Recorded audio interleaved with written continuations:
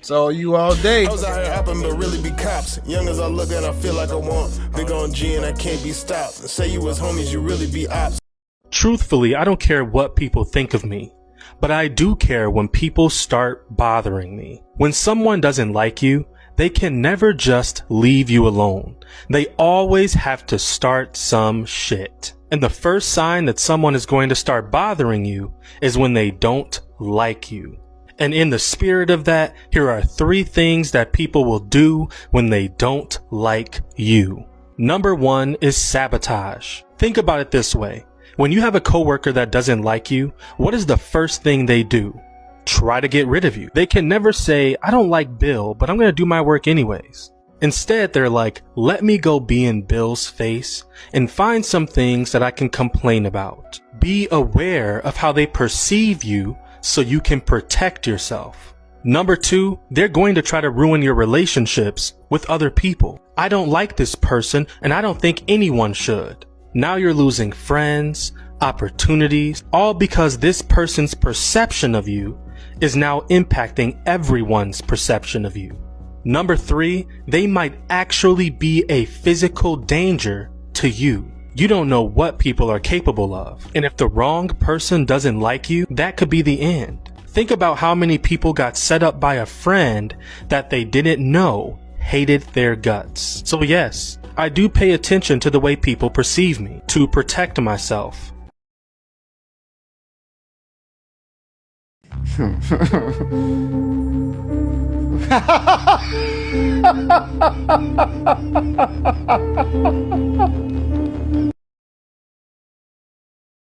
We're hanging out, and I normally don't do this. We're just hanging out, so don't get any ideas. We're not doing like we're not doing it, but we're gonna hang out. You know, I'm a lady. I'm not gonna do it with you.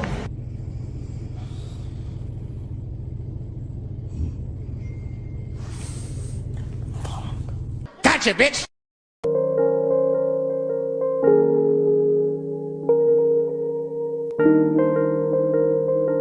So imagine you Superman and you with your drawers on the outside.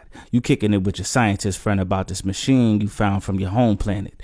Y'all accidentally let out a creature, but you put it back. Turns out it's a gateway to a Kryptonian prison named the Phantom Zone. Ooh, it's a lady in there talking about she served her time, so you go to the Fortress of Solitude to ask your AI about her.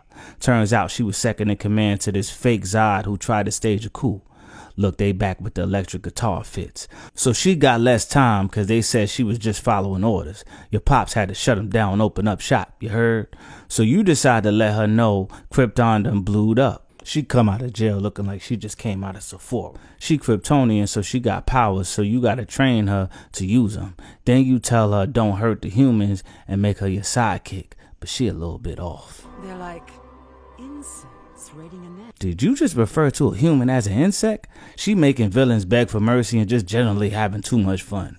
Now, racially ambiguous Lex Luthor on TV talking smack about her, and then she overhear you telling your mans that you may have to send her back cause she a little too much. But guess what? She ain't going back to the slammer. Y'all do an interview and she get mad cause you not trying to hit it.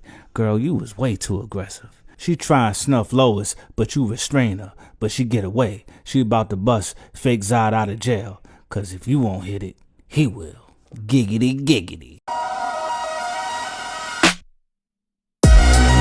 I'm gonna tell you why you need to stop being too nice. So are you like me? I'm the type of person where I'll just be real down to earth with people from day one, and I'll be like, oh, let's chill or let's go do XYZ. I'm also really loyal pretty quickly because that's what I view as friendship. But I've come to realize that when you're too available and too loyal too soon, some people view you as like a car in neutral. What does it mean when a car is in neutral? It means that any random person can just walk up and push the car up or down a hill without using a key to access the car's interior, and the car is going to move accordingly. In life, when you're constantly in neutral, too nice, people don't think that you can shift gears on them and drive off because they view you as someone who's just sitting idle waiting on a random push. They view you as weak because cars that need to be pushed are in need of repair, and so your value starts to decrease to them. Whereas a car that'll drive off on their ass that they can't access as easily will have more value because it doesn't seem to need to be repaired. So it's not that you should never be nice, it's that you should start locking the doors and putting the car in park instead of neutral. Meaning, Getting comfortable requiring people to earn your time before you make a move. Only moving once people have proper access to your interior with the key of trust and loyalty. Because unfortunately, some people confuse you being chill with being desperate for their friendship. So if this happens to you, sometimes it's good to shift gears and show them just how fast you can move without them. Period. Even the best manipulators show themselves eventually. Yeah. Especially when you push their back up against the wall and make them have to make a choice. Yeah. This is the worst thing you can do when you're dealing with somebody that's a manipulator. I know this because I've been that guy before. If you're doing that with me, I'm gonna leave. Yeah. Okay, we'll see. Because when I do it and then you find out about such and such is going on and you still hit me up when you want me or I'm still able to reach out to you, I know then and there I got control here. Oh, 100%. I got control here. I'm not worried about it. She doesn't mean what she's saying. I don't have to go hard for her no more. I don't have to even keep the veil on anymore, right? You always reveal yourself when you push that person up against the wall, when they have to make a choice between sacrificing what they might want in the flesh in that moment versus what would be best for the both of you. Yeah. That's how you know what their true intentions are. One thing I always could tell was a woman that wasn't playing and a woman that was. I could tell. It's like, yeah, she says that. She don't mean that because she don't hold her friend accountable to this.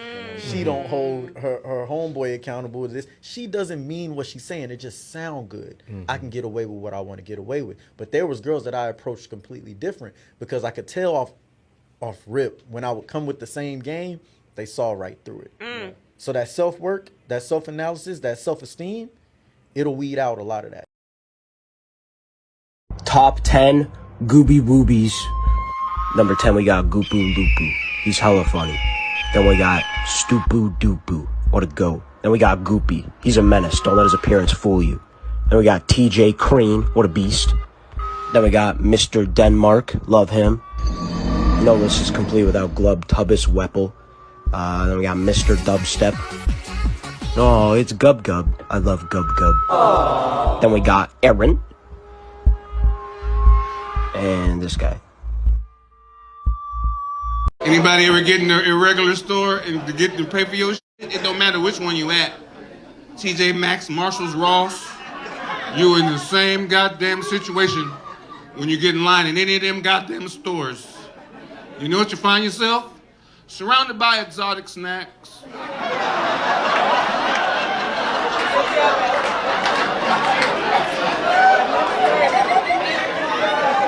I smoke a little bit of weed sometimes all day long. I'm trying to quit.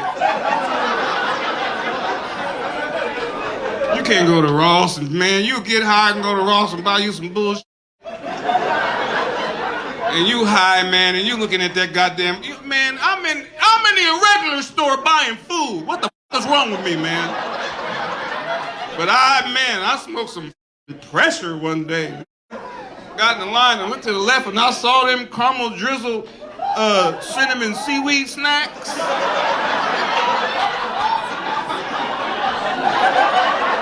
Yeah, they found a home. They found a home.